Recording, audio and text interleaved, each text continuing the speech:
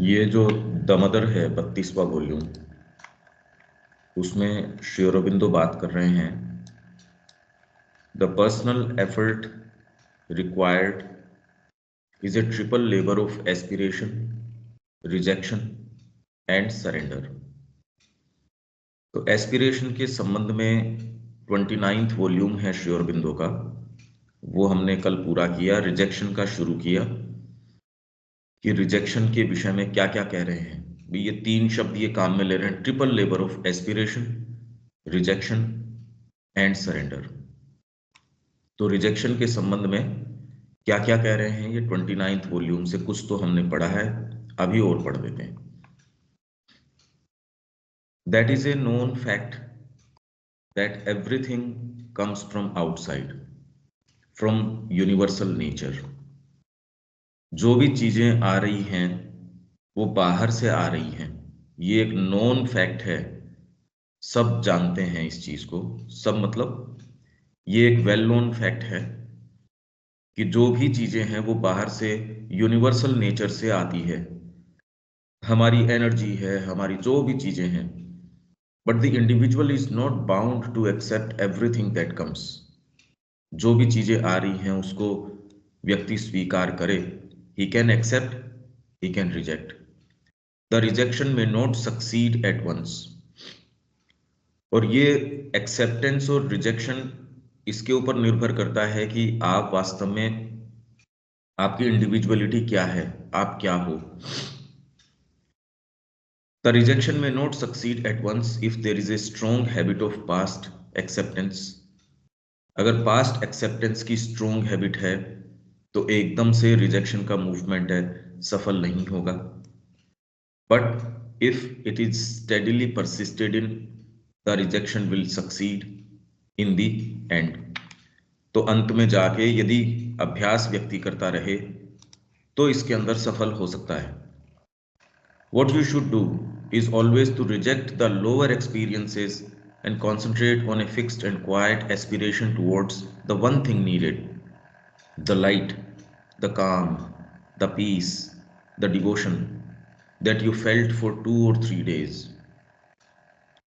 हम लोगों के लिए भी करने का इसके अंदर क्या है कि सोच समझ के ऐसी चीज जो पॉजिटिव हो, माँ की ओर लेके जा रही हो, उसका वर्ण।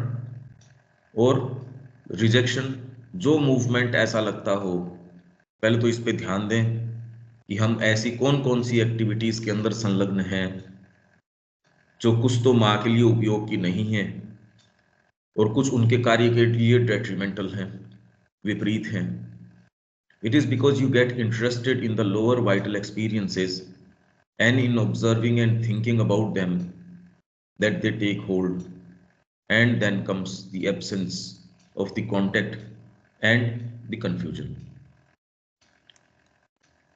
आप इंटरेस्टेड हो जाते हो अपने लोअर वाइटल एक्सपीरियंसेस के अंदर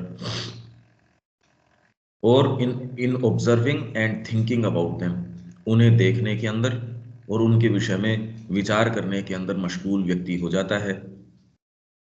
दे टेक होल्ड, तब वो आपको पकड़ लेते हैं। एंड उसके बाद absence of the contact, contact है उससे एब्सेंस हो जाती है। एंड द कंफ्यूजन, उससे कंफ्यूजन आ जाता है। You have surely had enough of this kind of experience already and should make up your mind to steadily reject it when it comes. जब भी ये आए इसको स्टडीली रिजेक्ट करना। द एफर्ट शुड बी, देखिए अलग अलग कैटेगरी के लोग हैं, अलग इनकी क्या बैकग्राउंड रहा होगा। पंकज भाई, लोअर वाइटल एक्सपीरियंस कौन से? सारे ही हैं इसके अंदर।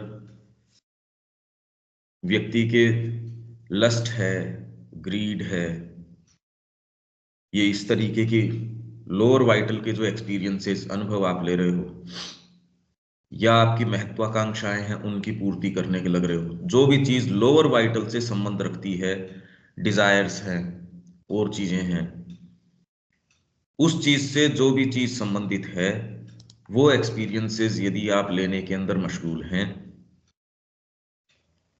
लोअर वाइटल एक्सपीरियंसेस, और एक्सपीरियंस कौन से जो ये लोग ले रहे हैं, आप सो कॉल्ड जो ये एसेटिक प्रैक्टिसेस है वो भी वाइटलिस्टिक प्रैक्टिसेस हैं।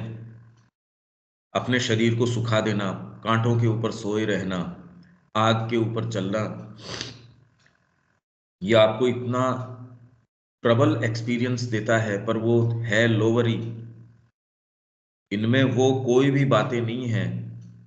आप एक माँ की उपस्थिति को विजुअलाइज करो। माँ ऐसे कोई किसी चीज के अंदर नहीं जाती, माँ वहां विद्यमान है वे एकदम सुचारू तरीके से। देखिए उसमें कितना वैभव है, कितनी उसके अंदर ब्यूटी है, हार्मनी है। माँ ऐसी कोई प्रैक्टिसेस माँ ने और श्री अरविंदो ने कभी प्रिस्क्राइब नहीं करी। आप आश्रम का अपने का एटमोस्फियर देख सकते हो, कितना क्लीन है उस तरीके से। फिर तो इंडिविजुअल की समस्या है वो क्या कर रहा है। बाकी उसमें इस तरीके की आप जो जनरल स्पिरिचुअलिटी देखते हो, वहां ऐसा कोई नहीं, सब कांटे के ऊपर सो रहा है, कोई इस तरीके की बेहुदगी की बात चीजें हैं और हैं कुछ नहीं। ये तो फिर बाद में अब ये ज्यादा ही मॉडर्निज्म की ओर, वो तो अपनी अपनी वो एक बात है। पर जहां तक महर्षि अरबिंदो ने जो चीज करी है, कितनी एकदम साफ सुथरी, कोई उसमें कुछ उस तरीके की बातें नहीं है कि आपकी वाइटल इंटरेस्ट लेना शुरू कर दे। प्योर डिवोशन की बात है एकदम। एक बहुत फंडामेंटल डिफरेंस है, आप अपने आश्रम में देख सकते हो और जो जनरल जिस तरीके से स्पिरिचुअलिटी को लिया जाता है, बहुत बड़ा डिफरेंस है। ये तो तब है जब ये प्रॉपरली प्रैक्टिस नहीं किया जा रहा। महर्षि अरबिंदो जो चाह रहे थे वो तो पूर्ण लाइट है एकदम। फिर you have surely had enough of this kind of experience.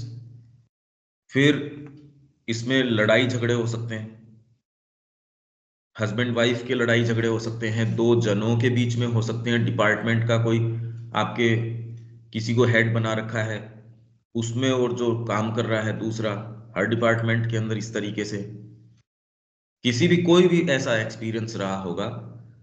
माँ कह रही है कि श्री अरबिंदो यहाँ कह रहे हैं ये सारा का सारा एब्सेंस ऑफ द कॉन्टेक्ट वहां तक लेके जाता है। अगर आप इसको इसी चीज में रहते हैं तो कॉन्टेक्ट जो है, सी कैपिटल है देखिए इसके अंदर, एब्सेंस, उसकी एब्सेंस हो जाती है और कंफ्यूजन हो जाता है। You have surely had enough of this kind of experience already and should make up your mind to steadily reject it when it comes. कई पर्सनैलिटी ट्रेट्स ऐसे हैं जो जीवन को बड़ा एकदम सुखद बनाते हैं उस तरीके से। नहीं तो यदि ये आदत है किसी की, कार्पिंग कार्पिंग बोलते हैं इसको, आप किसी के दोष निकालना, किसी के ये निकालना, लड़ाई करना, झगड़े करना, या अपने एक्सपीरियंसेस मैं ये हूं, ये आप सोच सको उससे ज्यादा है इनफैक्ट यही चीजें हैं कि आप बिल्कुल कंफर्टेबली भगवान के साथ हैं और उनका काम कर रहे हैं बिना कोई इधर उधर के बवाल के। ऐसे तो मिलते नहीं, बहुत रेयरली कोई मिलता है जो उसका कोई नुमाइश न करता हो। बहुत अलग मूवमेंट है ये, कि ऐसा व्यक्ति कोई शो ऑफ नहीं कर रहा जिसके अंदर केवल माँ की पुकार है। ये तो बहुत कम मिलते हैं, बहुत ही कम मिलते हैं इस तरीके के। The effort should be to reject the restlessness and its suggestions altogether. Rejection के अंडर ये आ रही हैं। रिजेक्ट क्या क्या कर सकते हो, द मदर के अंदर तो उन्होंने लिस्ट बता ही दी। वो लिस्ट क्या है? Rejection of the movements of the lower nature, rejection of minds ideas, opinions, preferences, habits, constructions, so that true knowledge may find free room in a silent mind. ये तो रिजेक्शन की यहां कर दी, यहां डिटेल के अंदर अब ये क्या क्या कह रहे हैं Shri Aurobindo. The effort should be to reject the restlessness and its suggestions altogether. Restlessness आपके हमेशा ही बनी रहती है। आइदर तो आप बिल्कुल जो है मूव नहीं कर रहे, प्रगति नहीं कर रहे, आपके मुद्दे बड़े छोटे हैं, जीवन के अंदर आपके छोटे ही मुद्दे हैं वो आपको मिल जाते हैं, आप बिल्कुल आराम से रह रहे हैं। ऐसे व्यक्तियों का आप देखेंगे तो जीवन उसमें कोई दिक्कत नहीं है, उनको प्रेम से अपना समय से भोजन कर लिया, समय से ये कर लिया, पर वो एक डेकोरेटेड तरीके के एनिमल हैं, क्योंकि कोई गंभीर चीज है नहीं जीवन के अंदर। इसलिए वो कह रहे हैं मेरा जीवन तो बड़ा एकदम सीधा सीधा, उन लोगों की बात नहीं चल रही। पर यदि आपके अंदर कुछ प्रबल चीज है, अंदर कुछ है, मतलब आप जिंदा हो और आपके कोई उद्देश्य है, यदि वाइटल उसके अंदर इंटरेस्ट लेती है तो रेस्टलेसनेस आएगी ही। अगर ये मूवमेंट वाइटल इसके अंदर संलग्न हो जाएगी, रेस्टलेसनेस, क्योंकि वो मुड़ मुड़ के उसके रिजल्ट देखेगी, उसके परिणाम, ये क्यों नहीं मिला मेरे को, रेस्टलेसनेस तो आ ही जाएगी, इम्पेशंस आ जाएगा, रेस्टलेसनेस आ जाएगी, and it's suggestions all together. तो जिस व्यक्ति को ये कह रहे हैं इस मूवमेंट में क्यों है भैया, क्योंकि वो जो साधना कर रहा है या जो भी है उसमें वाइटल इंटरेस्ट लेने शुरू करती है, और वो ये देखती है मेरे को इतना लंबा समय हो गया, अभी तक मेरे को प्राप्त हुआ नहीं। ये आइदर तो व्यक्ति मूव कर ही नहीं रहा, वो अपना समय से खाता है प्रेम से, उसको और कोई दिक्कत नहीं है, तो आप कह रहे हो ये इसके तो रेस्टलेसनेस नहीं है, उसके नहीं है भाई। क्योंकि एक जो कोई निरा पशु है उसको तो बहुत थोड़ी सी आवश्यकता है, उसकी पूर्ति कर दो वो बिल्कुल आराम में आ जाएगा। पर अगर आपके अंदर, और दोनों चीजों में अंतर है, आपके अंदर खूब वाइटल पावर है और अगर वो माँ को ऑफर की हुई है, रेस्टलेसनेस नहीं होगी, पर प्रचंड कार्य आप कर सकते हैं। These things come to everybody in the early stages of the sadhana and are sometimes very persistent. Even later on, they continue. और बाद में भी चलती रह सकती हैं, चलती हैं एक स्तर पे। But the sadhak rejects them and regards them as no part of his true consciousness or worthy to determine his action and life, but as untrue suggestions which he has to overcome. If that is always done, they begin after a time to lose their force of invasion. अगर आप persistently लगातार इसके अंदर आपके जो mind है जो free है लोअर चीजों से, यदि आपने उसको डेवलप कर लिया धीरे धीरे मां श्री अरविंद के अध्ययन से, लगातार जो उनके सजेशंस उनको रिजेक्ट करने से, ये यदि आप करते हो तो ये तैयारी हो जाती है, माइंड फ्री हो जाता है। जिन मूवमेंट्स को पहले नहीं देख पा रहे थे, अब आप उन मूवमेंट्स को देख सकते हैं, उनके ऊपर लगाम लगा सकते हैं। यदि पीछे दबाव नहीं होता तो कभी उन पे लगाम नहीं लगती। अभी आपकी इंटेंसिटी पे डिपेंड करता है कि कितने देर सवेर पर आप लगाम, यदि पीछे से दबाव है तो उनके ऊपर लगाम लगेगी ही। तो इनके क्या है, lose their force of invasion, आने की जो फोर्स है वो धीरे धीरे, अगर कोई टाइम आंधी आ भी गई तो उसकी फ्रीक्वेंसी कम हो जाएगी और उसकी इंटेंसिटी कम हो जाएगी, कितनी देर वो आंधी चल रही थी वो कम हो जाएगी, and become superficial things, finally they disappear. ये मूवमेंट समझ में आ रहा है क्या, ये क्या कह रहे हैं ये देविका जी, ये क्या कह रहे हैं, ये जो मूवमेंट है कि ये किस तरीके से, वहां तो उन्होंने एक जनरल तरीके से कि माइंड के ये चीजें रिजेक्ट करो, वाइटल की ये चीजें, फिजिकल की ये चीजें, यहां ये किस कॉन्टेक्स्ट में किसको कह रहे होंगे, रेस्टलेसनेस क्यों आएगी, बीइंग में आपके रेस्टलेसनेस क्यों हो सकती है। आपने अभी जो बताया फाइटर जो है वो इंटरेस्ट लेता है साधना के अंदर कि मुझे क्या मिला, मुझे क्या gain,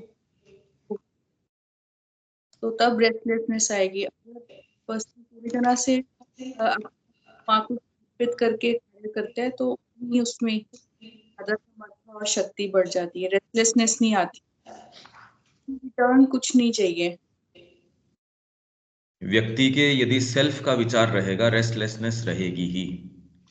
खुद का यदि विचार है, और कौन है जिसके नहीं है, भाई ये है कि अगर कोई दूसरा मूवमेंट आपके प्रबल हो गया ना, वो तो इनको हैंडल कर लेगा। कॉन्शियसली फिर आप धीरे धीरे यील्ड नहीं करोगे, अनकॉन्शियसली सपने में आ सकती है, ऑफ हैंड आपको ले लेगी, कोई अचानक ऐसी चीज आ गई कि उसमें आप कॉन्शियस नहीं रह पाए, तब तो हो सकता है आपको ऑफ हैंड ले ले ये चीजें। कॉन्शियसली धीरे धीरे धीरे धीरे, और उनकी वेहेमेंस है वो कम होनी शुरू हो, इंटेंसिटी कम हो जाएगी। इसमें ये सारा जो अध्ययन है ये बेसिकली मां श्री अरविंदो की चेतना है उसको स्थान प्रदान करना है। नहीं तो ये जो चीजें हैं आप कल्पना नहीं कर सकते कि कितनी जबरदस्त रूप से आती हैं। सारा जीवन इन्हीं को कुछ करने के अंदर निकल जाता है और ये पता भी नहीं लगता कि कौन सा मूवमेंट सही है और कौन सा नहीं है। एक्चुअल में तो बिना गुरु कुछ भी पता नहीं कि ये रेस्टलेसनेस है भी या नहीं है, या सही है या नहीं है, कुछ भी पता नहीं लगता बिना गुरु की गाइडेंस के। The peace and the equality are there above you. You have to call them down into the mind and the vital and the body. And whenever something disturbs, you have to reject the thing that disturbs and the disturbance. उस चीज को reject कर दो जो चीज disturb कर रही है आपको। पर ये एक व्यक्ति विशेष जो इस मार्ग का है, जिसके और कोई दूसरी बात नहीं है, अभी आपको डिस्टर्ब करने के लिए तो आप उसी चीज में हो। अभी तो डिस्टर्ब करने के लिए कोई और दूसरी चीज आ सकती है जो आपके वर्तमान ढांचे को तोड़ने की कोशिश कर रही है। हो सकता है उसको आप डिस्टरबेंस कहें। जो आपको अभी जैसे ये स्टडी करी और चीजें करी अपन ने, आपकी कितनी चीजें हैं उसको पहली बार वॉइस मिलती है आपकी एस्पिरेशन को, वो सामान्य जीवन के जो पार्श्विक ढांचा है उसको डिस्टर्ब करती है, तो उसको नहीं ये कह रहे। उसको अगर डिस्टरबेंस कहते हो वो बात नहीं। पर आपने मार्ग अपना लिया, इस मार्ग के अंदर डिस्टरबेंसेस हैं, आएंगे, क्योंकि आप यात्रा कर रहे हो भाई। और जितनी ही तेज यात्रा कर रहे हो उतना ही थकान भी आएगी, आपके पाँव में भी दर्द हो सकता है, जिस गाड़ी से आप चल रहे हो उसको भी वेयर एंड टेयर आएगा। दूसरा व्यक्ति जो कुछ कर ही नहीं रहा, वो आपको अगर ये सलाह दे कि नहीं नहीं डिस्टर्ब नहीं होना चाहिए, देखिए मैं तो शांत हूं क्योंकि तू मूव ही नहीं कर रहा। कौन आदमी कितनी इंटेंसिटी से, देखिए ये जो अब ये कुछ ऐसी चीजें हैं साधना की एक्चुअल चीजें हैं।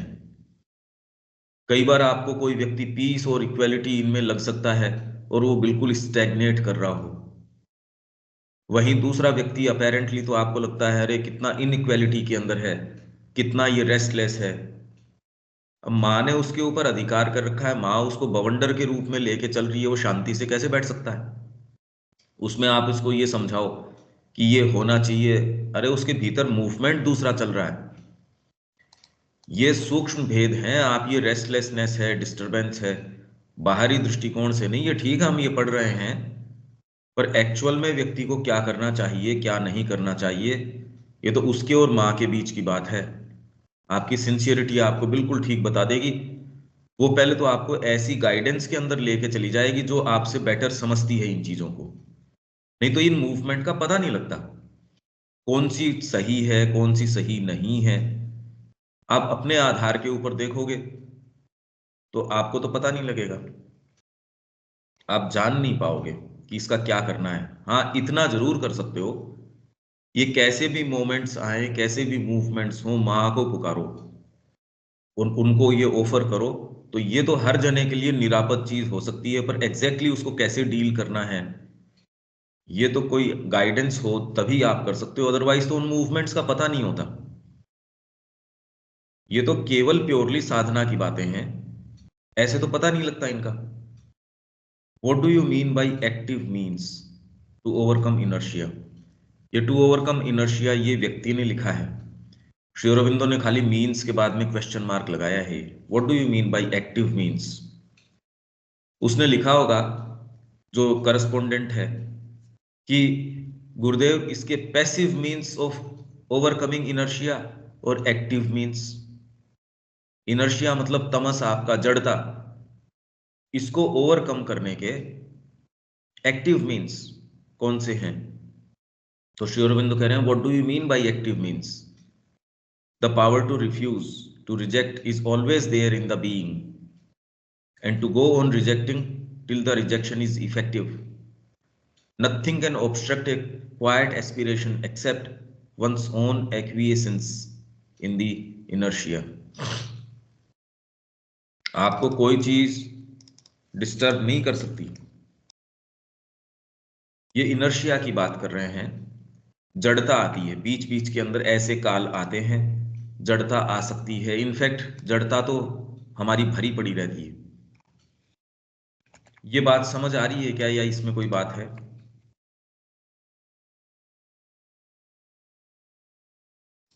क्लियर है ये।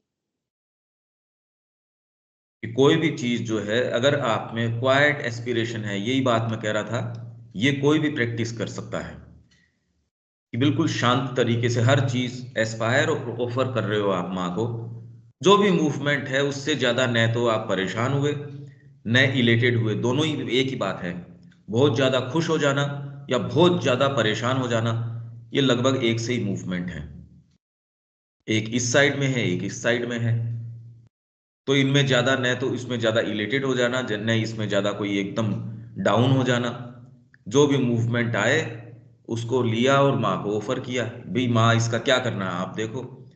सिंसियर व्यक्ति को डेफिनेटली आगे के सूत्र मिलेंगे, वो डेफिनेटली जान सकता है कि क्या करना है क्या नहीं करना है। The practice of rejection prevails in the end. यदि रिजेक्शन की प्रैक्टिस आपकी है तो अंत में प्रिवेल जरूर करेगी। आप सतत रूप से कि नहीं ये नहीं करूंगा, कितना भी समय लगे, आपको लगता है कि आपको 5 साल लग गए, 6 साल लग गए, 10 साल लग गए किसी चीज को रिजेक्ट करने में, वो 10 साल में एक ही चीज रिजेक्ट नहीं हुई। आपका विल पावर और ये क्लैरिटी भी, क्योंकि अलग एक ही शेड में वो चीज आई भी नहीं। वो चीज जो आपके पास 10 साल तक परसिस्ट करती रही पर अलग अलग इंस्टेंसेस के ऊपर आई, आपको लगता है मैंने एक चीज पे विजय प्राप्त करी, एक चीज पे विजय प्राप्त नहीं करी। ये तो 5 साल तक वो मूवमेंट कितने कितने शेड्स में आया और उसको आपने रिजेक्ट किया।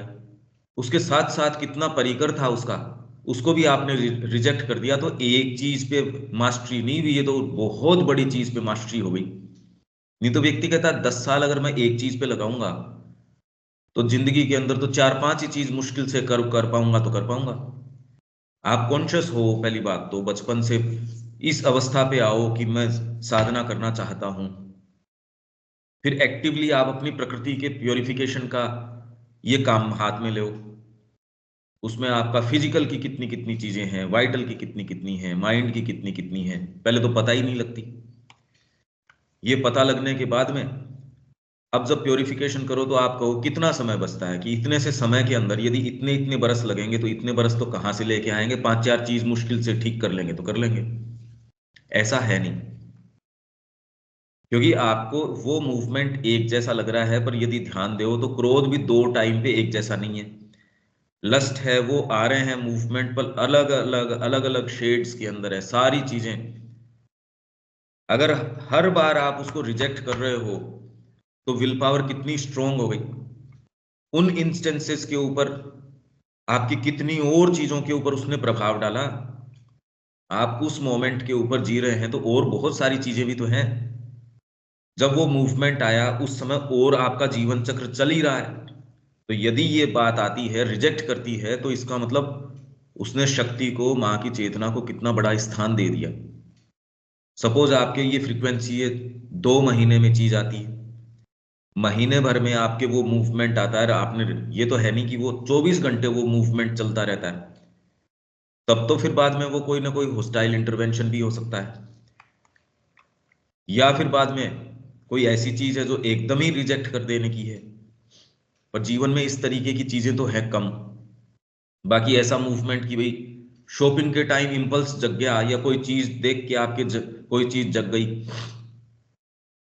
तो ये कोई रोज हो रहा हो, डिपेंड करता है फ्रीक्वेंसी क्या है, उतने में आपका जीवन चक्र भी चल रहा है। पॉजिटिव चीज लाए वहां स्थापित किया तो उतने जीवन के ऊपर भी तो, क्योंकि जीवन भी तो निकला है इतनी गति के अंदर। तो आज जितनी बार आप रिजेक्ट करते हो, रिजेक्ट कोई या बुद्धि इससे थोड़ी होएगा। रिजेक्ट तो मतलब कोई ना कोई विल पावर तो उस पर लगानी पड़ेगी।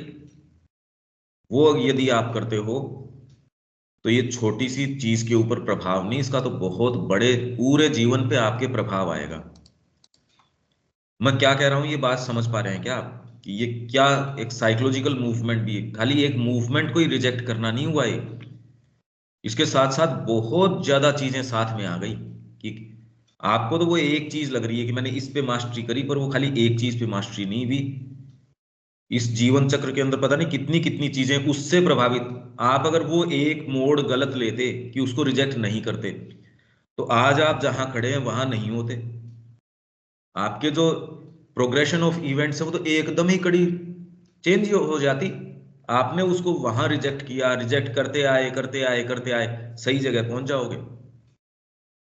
वहीं एक गलत मोड़ लिया, ज्यादा मोड़ गलत लेने की तो जरूरत ही नहीं है, गंतव्य पे नहीं पहुंच सकते। तो ये तो बहुत बड़ी बात हो गई। विवेक, ये बात समझ आ रही है क्या? ये क्या कह रहे हैं, इसको अब बताओ, ये क्या कह रहे हैं अपन? ये कह रहे हैं the practice of rejection prevails in the end. ये क्या कह रहे हैं देविका जी अपन, ये जो अपन कह रहे हैं ये?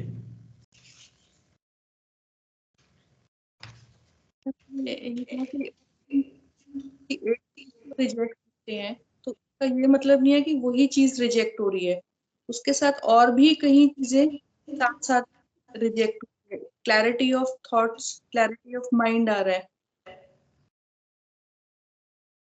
ये आपने बताया। दोनों ही मूवमेंट है। अगर रिजेक्ट कर रहे हो इसका मतलब एक पॉजिटिव मूवमेंट भी है। आप किसी भी गिवन इंस्टेंस के ऊपर रिजेक्ट करने का मतलब है आपने किसी चीज को, एक को असर्ट किया है, भाई एक इसको मना किया है, तो आपने कहा नहीं मैं ये वाली चीज करूंगा, या माँ की चेतना ये है तो इस चीज को मैं रिजेक्ट करता हूं। रिजेक्ट करोगे ही, कोई लाइट होगी आपके पास चेतना की ओर की, तो ही तो रिजेक्ट कर पाओगे। और यदि आपके पास वो लाइट है और उसको आपने स्थान दे दिया, ये तो बहुत बड़ी बात हो गई। रिजेक्ट करोगे कैसे अदरवाइज? रिजेक्ट करने का मतलब ही यही है। आप कोई दुकान के ऊपर भी गए और उसके ऊपर एक चीज स्वीकार कर रहे हो, मतलब ये चीज तो मेरे को लेनी है, एक रिजेक्ट करनी है, मतलब आपके कोई तो क्राइटेरिया होगा, स्टैंडर्ड होगा, ये तो मेरे को लेना है, ये नहीं लेना। तो जब जीवन में इन मूवमेंट्स को रिजेक्ट करते हो, ये साधना के दृष्टिकोण से, तो इसका मतलब आपको माँ की जो लाइट है, माँ को स्थापित कर रहे हो। दूसरा मूवमेंट है, उसको कह रहे नहीं, नहीं करना मेरे को, ये तो बहुत बड़ा चेंज लिया आएगा।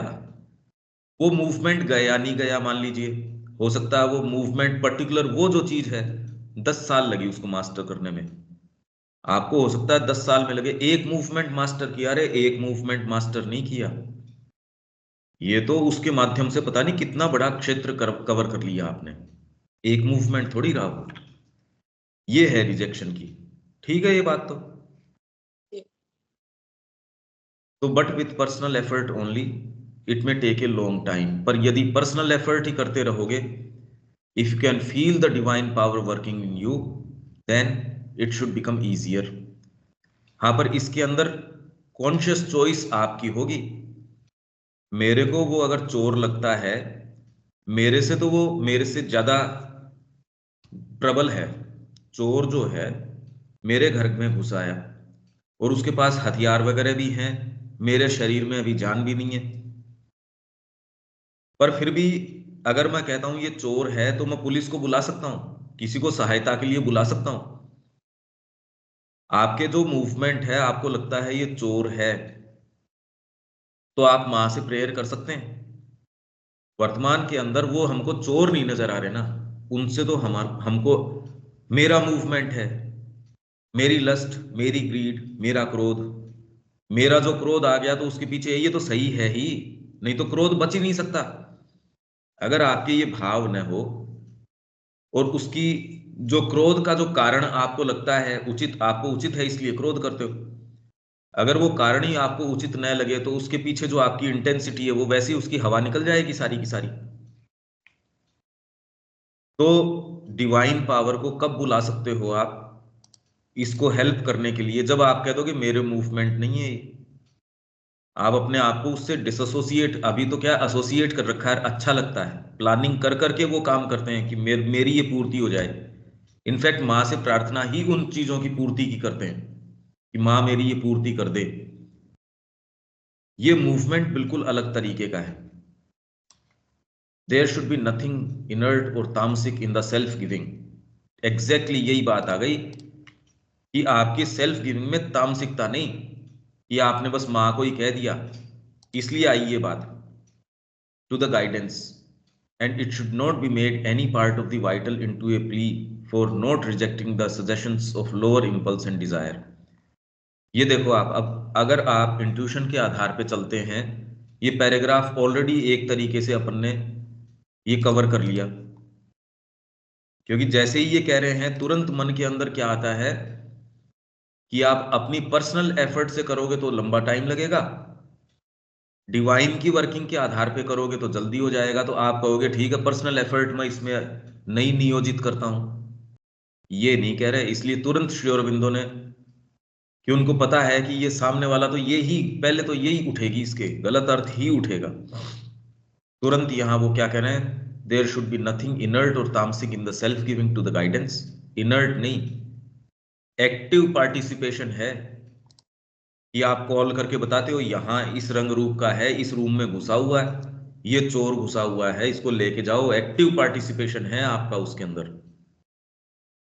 आप बुला लेते हो पुलिस को कि इसको करो, वैसी माँ को बुलाते हो, ये आपका बुलाना एक्टिव पार्टिसिपेशन है इसमें। और एक आप ये कहो पड़ा है मैं क्या करूं, ये इसका मतलब आपको चोर नजर नहीं आ रहा, प्रार्थना नहीं उठेगी।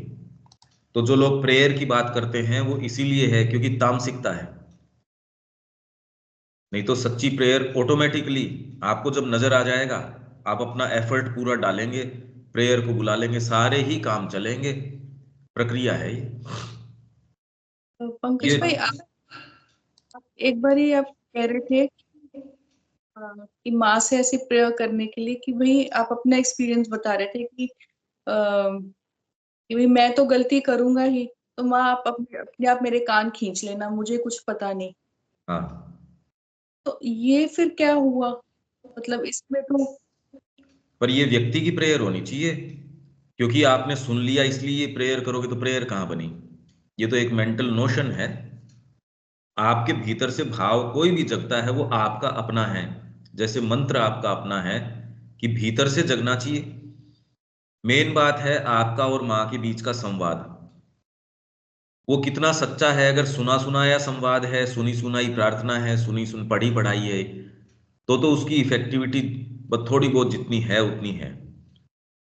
वो प्रेयर आपकी होनी चाहिए ना, आपकी है तो बिल्कुल काम कर जाएगी, कोई भी काम करेगी, उसमें क्या बात है, आपकी होनी चाहिए।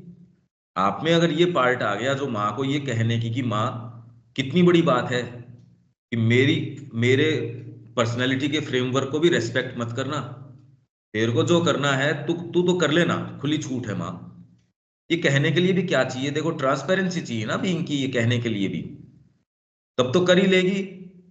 ये मूवमेंट यदि आ गया ट्रांसपेरेंसी का, तो वो तो कर ही लेगी। पर ये प्रार्थना आपकी होनी चाहिए, मतलब एक जीवित व्यक्ति की होनी चाहिए, कोई यांत्रिक चीज की नहीं होनी चाहिए, ऑटोमेटन। तो माँ की प्रार्थनाएं माँ ने लिखी, वो कितनी जबरदस्त हैं, हम पढ़ के उससे प्रेरित होते हैं, सारी चीजें हैं, पर हमारा अपना अंग बन जाए वो प्रार्थनाएं तो फिर अलग है ना। तो प्रार्थना उठती नहीं, देखिए अगर आप ध्यान दें तो वो प्रार्थनाएं आपका अंग होती बहुत ही कम होती हैं, सच्ची प्रार्थनाएं तो बहुत कम होती हैं, उठती ही नहीं, मुद्दे ही बड़े लिमिटेड होते हैं। तो इसमें कोई विभेद नहीं है, ठीक है देविका जी, वो प्रार्थना आपकी होनी चाहिए। वो तो क्योंकि सुन लिया इसलिए वो आपकी थोड़ी बन गई सुनने से वो प्रार्थना। सरेंडर, अब है सरेंडर, रिजेक्शन हो गया, एस्पिरेशन हो गया, अब surrender. The meaning of surrender का मतलब क्या है? The divine gives itself to those who give themselves without reserve and in all their parts to the divine. बिना कुछ भी बचाए निशेष रूप से अपने आप को भगवान को दे देते हैं, in all their parts to the divine. For them the calm, the light, the power, the bliss, the freedom, the wideness, the heights of knowledge, the seas of Ananda. उनके लिए फिर बाद में काम, लाइट, एजिटेशन नहीं है। इसका मतलब ये नहीं वो गंभीर काम नहीं कर रहा, इनफैक्ट कर्म तो कर ही अब सकते हो। पहले जब आपको कुछ नजर ही नहीं आ रहा था, इतना एजिटेशन तक कर्म उसमें नहीं हो सकता, उस चेतना के अंदर। जब आप बिल्कुल काम एंड कंपोज्ड हैं तब तो कर्म कर सकते हैं, उससे पहले कर्म नहीं हो सकता। भाई आपके शिवरिंग हो रही है या एजिटेशन हो रहा है, उस समय तो आप पेंसिल से आपका कुछ लिखना चाहो तो ही हाथ हिल रहा है, उसमें लिख थोड़ी सकते हो। जब आदमी इतना एजिटेटेड है, इतना ज्यादा रेस्टलेस है, उसमें कोई क्रिया थोड़ी कर सकते, सच्ची क्रिया नहीं कर सकते। इसलिए आपकी जो फिवरिश एक्टिविटी है, जगत उसको कर्म बताता है, उसमें सच्चे कर्म होते ही नहीं। वाइटल के वैसे ही कर्म होते हैं सारे के सारे फेवरिश, इसलिए कोई सच्चा कर्म होता नहीं। दिव्य कर्म तो इसमें होगा, ये जो जिस चेतना की स्थिति ये बता रहे, for them the calm, the light, the power, the bliss, the freedom, the wideness, the heights of knowledge, ज्ञान के शिखर आपको मिलेंगे, सीज ऑफ आनंद, आनंद के जो समुद्र हैं वो आपके होंगे। तो divine gives itself to those who give themselves without reserve. ये मूवमेंट विदाउट रिजर्व सारे पार्ट में होता नहीं, ये तो सबसे पहले केवल अंतरात्मा में होता है आपके, जिसको साइकिक आप कहते हो। उसका प्रभाव आपके मन में आ सकता है, आपके प्राण में आ सकता है, आपके शरीर के अंदर आ सकता है। मन क्योंकि सात्विक है गठन के अंदर, इसलिए सबसे पहले धीरे धीरे धीरे धीरे उसमें आता है। पर कई लोगों के फिजिकल के अंदर कर्म करने से भगवान से जुड़ना, इसलिए कर्म बहुत इंपॉर्टेंट है। कुछ लोगों को भगवान के लिए जो कार्य करते हैं उसमें जो आनंद आता है, वाइटल को उसके अंदर मोड़ना बड़ा मुश्किल है। इसलिए हमारे जो वैष्णव तंत्र है उसने क्या कहा कि आपके जितने भी मूवमेंट्स हैं, आसक्ति है पुत्र के लिए, भगवान की ओर मोड़ दे, बस ठीक है। तेरा किसी के प्रति क्रोध है, आसक्ति है, ये सारे भाव तू भगवान की ओर मोड़ दे। ये भाव अपने आप में तो तू कहाँ टैकल करेगा, इनको मोड़ दे किसी और चीज की ओर, और वो मोड़ने से वो फिर बाद में धीरे धीरे वो भी ठीक हो जाते हैं। तो एकदम से पहले दिन ये होती नहीं ये चीज। अगर आप कह भी दो कि भगवान मैं विदाउट रिजर्व आपका हूं, बिना कुछ बचाए आपका हूं, पर उस समय तो आपको पता भी तो जिन भागों का होता उतना तो कर दे, तो पूरे का तो पता नहीं होता। पर आपकी उतनी ही रिस्पॉन्सिबिलिटी है जितने भागों का आपको पता है, जिनके बारे में आप कॉन्शियस हो। उससे ज्यादा तो आपसे डिमांड करी भी नहीं जा सकती, किसी से नहीं करी जा सकती, ये तो गलत हो जाएगा। तो ये मूवमेंट अंतरात्मा से शुरू होता है, धीरे धीरे और भागों को वो इसके अंदर एम्ब्रेस करता है, अपने अंदर समाहित करता है। जितना ही आप ये करते हो, जिस इंटेंसिटी से करते हो, साधना बन जाती है।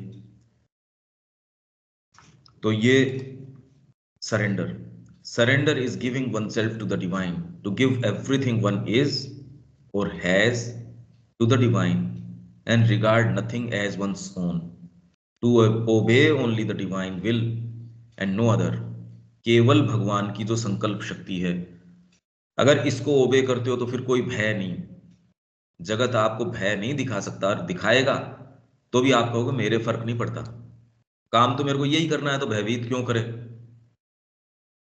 कोई मेरे को आप कितने भी प्रलोभन दो, जेब में मेरे 1 रुपया नहीं है, प्रलोभन क्या कर लेंगे आपके। मेरी इच्छा भी बहुत है वो खरीदने की, मैं प्रलोभन में आ भी गया, और जेब में मेरे पास 1 रुपया नहीं है। अब आपके प्रलोभन क्या कर लेंगे, आप भी ज्यादा देर कब थोड़ी रुकोगे मेरे पास। बेचने वाले को अगर ये पता चल गया कि मैं इनको प्रलोभन दे रहा हूं, देविका जी की जेब में 1 रुपया नहीं है, कौन आपके पास समय खराब करेगा अपना, और आगे संभावना भी नहीं है इनकी जेब में पैसा होने की, आपके पास क्यों रुकेगा वो। तो इसलिए जगत को पता चल जाता है इसके पीछे समय व्यर्थ करने से फायदा नहीं है, इसके जेब में कुछ है ही नहीं। तो ये नहीं है कि आपको भय नहीं लगता, पर आप एक ऐसी चीज को गिवन हो, आपके पास अपनी कोई पूंजी बचती नहीं, इसलिए आपका मन बहुत भले ही चलो तो भी कर क्या लो। इसलिए वो कह रहे हैं मेरो मन अनत कहाँ सुख पाई, जैसे उड़ी जहाज को पंछी पुनि जहाज फिर आई। जहाज का पंछी है, मन तो बहुत करता है, इधर उधर उड़ के पंख भी फड़फड़ाता है, फिर उड़ के जहाज के ऊपर वापस आ जाएगा, यार बैठ जाओ यहाँ पे। तो साधना के अंदर जब आप अपनी चाबी माँ के हाथों में दे देते हैं, वो जैसे चलाती है वैसे आप चलते हो। तो ये थोड़ी कि वाइटल कोई उछल कूद बंद कर देती है, उसकी खुद की पूंजी होती नहीं, थोड़े समय बाद में समझ जाती है उछल कूद करने से कोई फायदा है नहीं, अपने तो इसमें करो। तो इसलिए आप ये सोचो कि उसकी यात्रा यो ही हो जाती है, यो नहीं होती, ये बातें दूसरी हैं।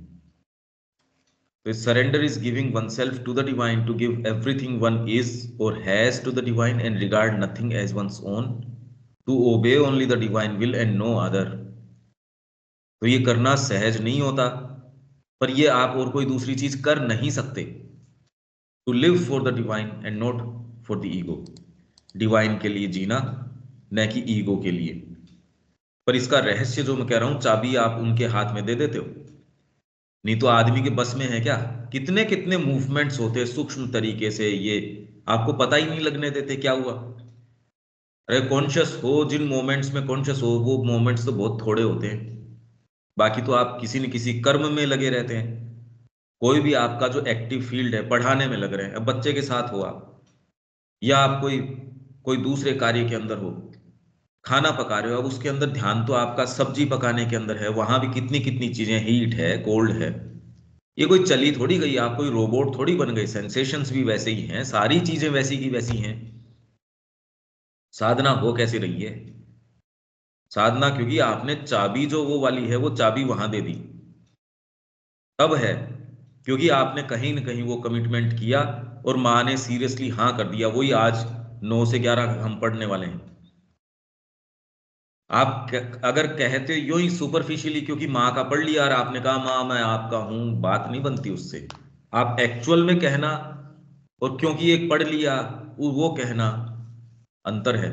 हालांकि यूं भी कहते हो तो भी ये बात टटोल लेगी आपको, आपको किन्हीं क्षणों के अंदर की, तू तो ये कह रहा था कि माँ मैं आपका हूं, ये एक्टिविटी तो माँ की तो है नहीं, उसका भी फर्क पड़ेगा। पर अगर भीतर से आपने ये कह दिया तो चाबी आपने चेंज कर दी, और ये जैसे ही शिफ्ट आता है, ये फिर बाद में सारी चीज बदल जाएगी।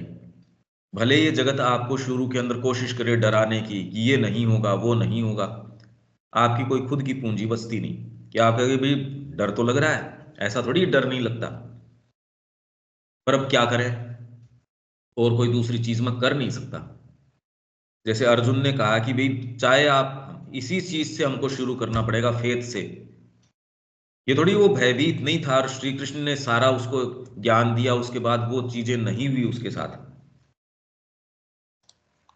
तो इसलिए पर आपका शिफ्ट चेंज हो जाता है। तो शुरू में वो भयभीत भी करे संसार पर, कितना भयभीत कर सकता है आपको, आप समझे, करना तो यही पड़ेगा बस। तू सहर्ष करे तो बढ़िया है, रोध होके करेगा तो तू भी परेशान होएगा, काम तो यही करना पड़ेगा। ये आपकी अंतरात्मा आके इतना अगर प्रबल हो जाए तो काम बन जाए कि आपकी भी नहीं सुनी जाती फिर। Self surrender is to give up yourself and all that is yours, mind and everything else, to the divine, so that the divine force may take everything and change it, उसको change कर दे। Surrender means to consecrate everything in oneself to the divine, to offer all one is and has, not to insist on one's ideas। और ये idea साधना के बारे में और के बारे में भी, कि मैं तो जाऊं सरकारी स्कूल के अंदर और वहां ही माँ का पढ़ाऊं, अब ये तो इसमें तो कोई भ्रमित हो नहीं सकता इस बात के अंदर। आपके नोशंस नहीं माने जाएंगे, माँ से पूछो वो क्या चाहती है, desires, habits, etc., but to allow the divine truth to replace them by its knowledge, will, and action everywhere. Surrender means to be entirely in the mother's hands, and not to resist in any way by egoism or otherwise her light, knowledge, will, the working of her force. Surrender means to be entirely in the mother's hands and not to resist in any way by egoism or otherwise। किसको resist करना? Her light, knowledge, will, the working of her force. ये sentence समझ में आता है क्या? ये क्या है? ये गलत पढ़ते ही तो फिर ये सेंटेंस ही नहीं बनेगा। ये क्या क्या सेंटेंस बना ये देविका जी? टोटली माँ के हवाले कर दिया कि माँ मैं आपको बिलोंग करता हूँ। नहीं वो तो ठीक है, सेंटेंस कैसे बना? ये सेंटेंस पढ़ो। Surrender means to be entirely in the mother's hands and not to resist in any way by egoism or otherwise।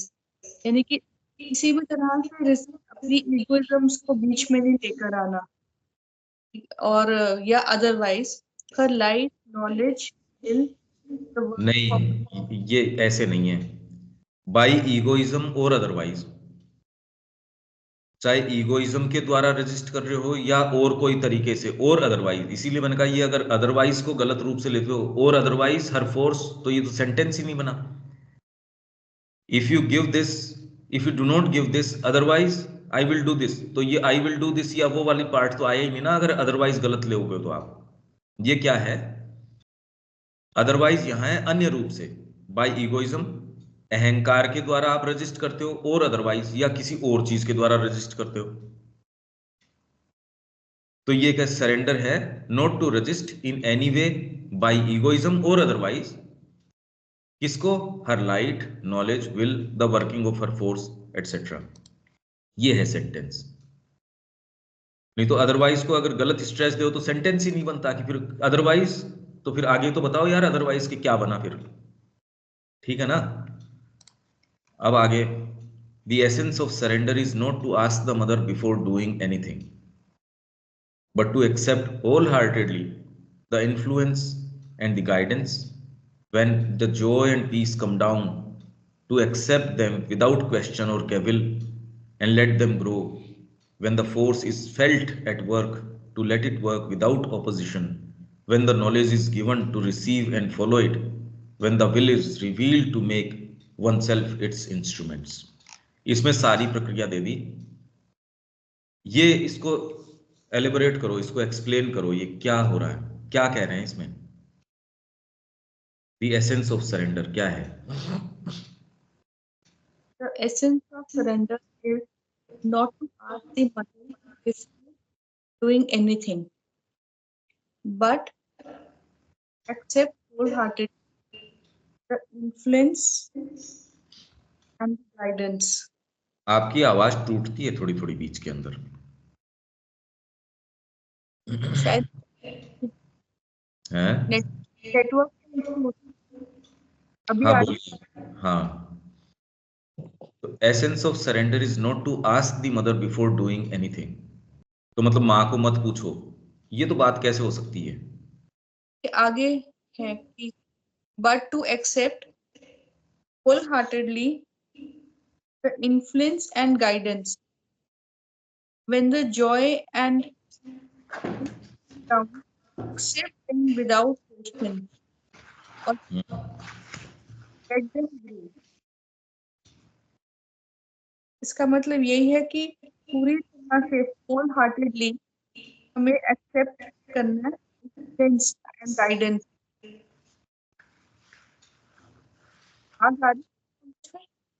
Cut रही है क्या? तो आपका डिवाइस थोड़ा सा दूर है। हाँ जी, वो मैं शायद दरवाजा खोलना पड़ेगा। हाँ नहीं, अब ठीक आ रही है। किताब आपकी उसको रोक रही है, आपके माइक के ऊपर आ रही है क्या? तो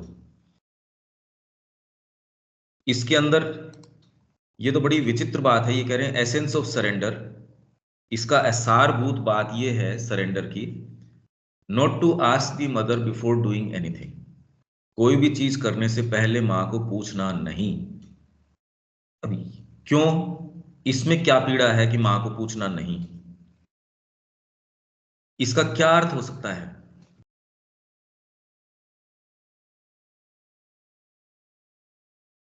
ये क्या बात हो सकती है कि ये तो बड़ी विचित्र बात है, यदि ध्यान दो तो मां से नहीं पूछना तो आगे किस? ही चल सकता है क्योंकि ये इनकम्प्लीट है अपने आप में। तो चलो आगे आगे इसको रिलेट करो, इसको क्या मतलब हुआ, और फिर उसके लाइट में ये बताओ कि माँ को ये जो कह रहे हैं before doing anything not to ask, तो इसको बट इस लाइट में कैसे देखें? हाँ बट टू, चलो इसको बताइए। Wholeheartedly influence and guidance, hmm. यानी कि जो भी माँ इन्फ्लुएंस या गाइडेंस दे रही है उसको पूरी तरह से माँ को क्वेश्चन नहीं करना, और जो भी वो गाइडेंस दे रही है इन्फ्लुएंस माँ का है तो उसको हमारा जो मन है जब भी कुछ रिसीव करते हैं तो मन इंटरफेयर करके क्वेश्चन पूछने लगता क्वेश्चन है। थोड़ी कर रहे हैं ये, आस्क आस्क पूछ रहे हैं कि आप कोई भी चीज एक्टिविटी कर रहे हो, आपका कोई भी सर्वेंट है, वो आपसे पूछ रहा है बार बार, मैं ये कर लूं? कोई भी एक्टिविटी से पहले पूछ रहे हो आप, तो इसमें गलत क्या हो सकता है कि बट कि ये मूवमेंट क्या हो सकता है? इसमें क्या दिक्कत है इस बात में? मूवमेंट ये होगा कि कोई भी व्यक्ति जब काम कर रहा है तो माँ से पहले पूछने की जगह पहले अपने आप को माँ के प्रति माँ के इन्फ्लुएंस के प्रति अपने आप को खोले, क्योंकि सारे पहले एकदम आके ये पॉसिबिलिटी हो सकती है कि माँ से पूछना शुरू कर देते होंगे फिजिकली, तो वो इसीलिए वो कह रहे होंगे कि सबसे पहले जब आप काम कर रहे हैं कुछ भी, तो आप जो भी आप गाइडेंस वगैरह आपको रिसीव हो रही है या इन्फ्लुएंस, तो आपको फुल हार्टेडली आप एक्सेप्ट कीजिए। Not to ask the Mother before doing anything, ये बात तो बनी नहीं कि माँ ये को आप कोई काम काम करने से पहले, तो आगे वाली लाइट में इसको समझा दो।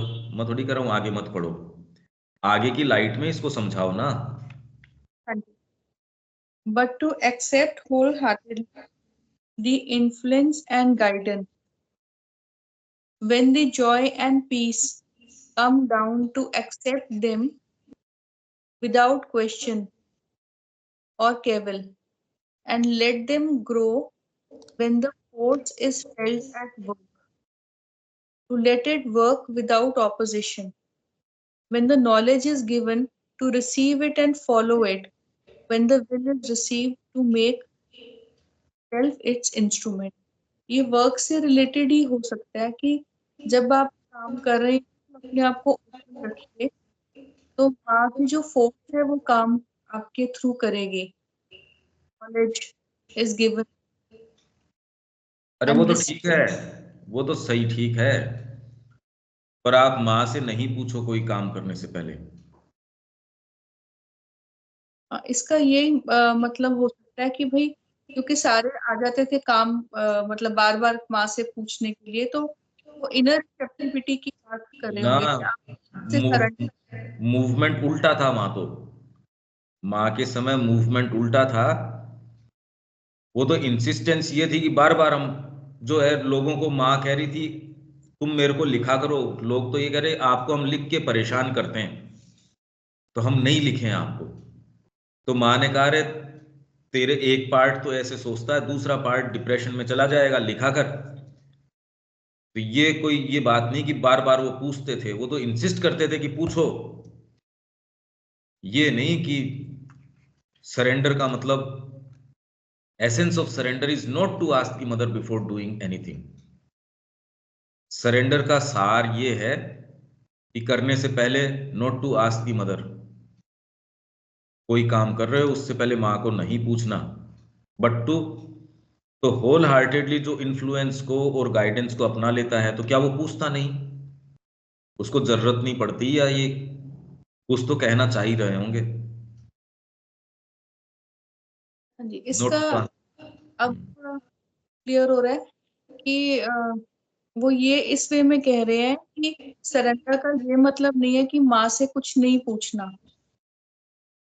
Is not the essence of surrender is not ask the mother before doing anything but to accept wholeheartedly। But जो माँ कहती है उसको एक्सेप्ट करना wholeheartedly। आस्क मतलब कन्फ्रंट या क्वेश्चन थोड़ी कर रहे हो आप पूछ रहे हो माँ कर लूं क्या ये काम। Essence of surrender is not to ask the Mother before doing anything. देखो इसको एक आध दृष्टिकोण से कैसे देखें अपन, क्यों अभी तो ये पेचीदा है, ये सेंटेंस ही नहीं समझ में आ रहा कि किस कॉन्टेक्स्ट में कह रहे होंगे। Is not to ask the Mother before doing anything but to accept whole heartedly. कि एसेंस की सरेंडर का मतलब खाली ये नहीं कि जी मैं तो कोई काम करता हूं उससे पहले मां को पूछ लेता हूं इसलिए मैं सरेंडर्ड हूं। मैं तो सरेंडर्ड हूं मां को, इसलिए कोई भी मैं काम करता हूं उससे पहले मां से इजाजत लेके करता हूं। कितने लोग हैं जो कह रहे हैं हम तो पहले घर से बाहर निकलते हैं, भगवान के ठाकुर जी की इजाजत लेके ही हम जाते हैं, जी हम जा रहे हैं, हम ये काम कर रहे हैं।